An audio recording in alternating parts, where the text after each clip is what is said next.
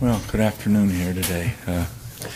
Obviously, I'm excited to be here in front of you today. Thank Mike, his family, I think the organization for this opportunity, and to come back here and to frankly get back to work at what I came here to set out to do. Back in '03, it seems it was a while back, but when I think about it, I'm obviously a much better football coach now than I was then. And we've got to get the football team back and better and improved and back to the brand of football and the way I perceived football and how we needed to play football year after year. And that's be back, be more physical. We've got to be more attentive to our details of our job and frankly, get after it when the time comes. So I'm excited. We have Bill Lazor here who will continue now and have his opportunity to put his stamp on the offense from the onset, how everything is laid out, how we do it, and so forth, day to day. We also on the offense side of the ball, Paul Alexander is going to, our former offense line, is going to move on and pursue another opportunity.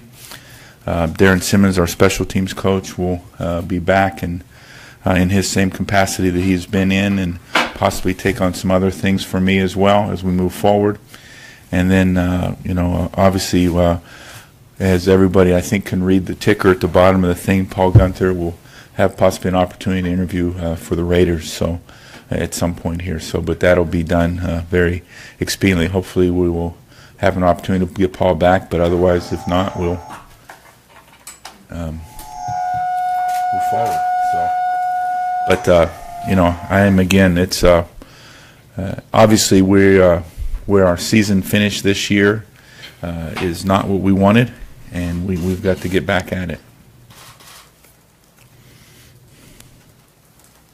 Marvin, did you believe that ownership here is in business to win a championship? Oh, I think no doubt in my mind that that's what Mike Brown. That's his goal is to be world champions, and I think. We've spent the last 2 days spending time 3 or 4 times through those days talking about what we felt like were the things where we needed to get better, why and what and how. And I think that's the only thing the man thinks about is having a championship organization.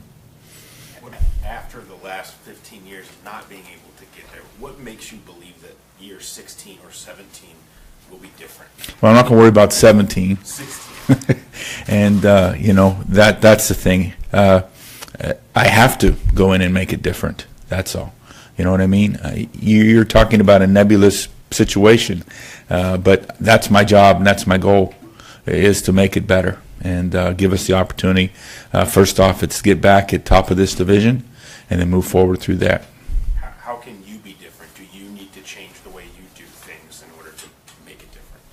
Oh, I think as coaches we change continually, and but we have to be better. We have to be better. I have to be better than I've been. Obviously, we have to put together a staff that will be, and our players, as I told them when I stood in front of them Monday morning, that regardless of who was standing in front of them when they got back together, they had to be ready to be a better football team.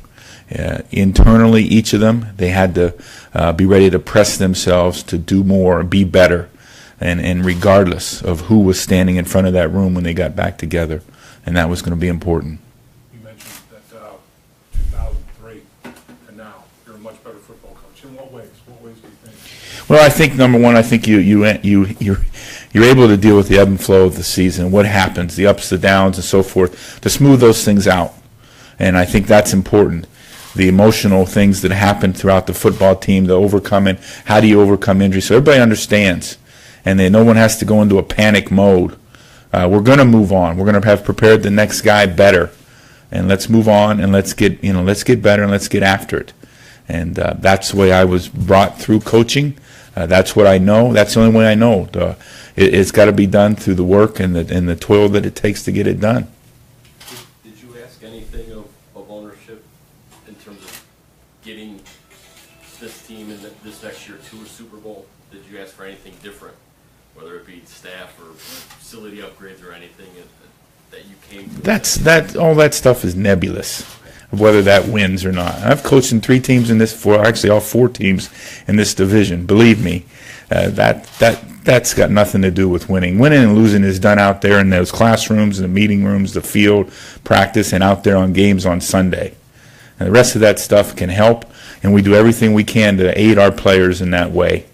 And I feel good about that, the things that we do and will continue to do to get better with and make sure we do change, because everything changes all the time, with these athletes. And we have to continue to do that. They learn differently than they learned in '92 when I started in the NFL and '81 when I started coaching.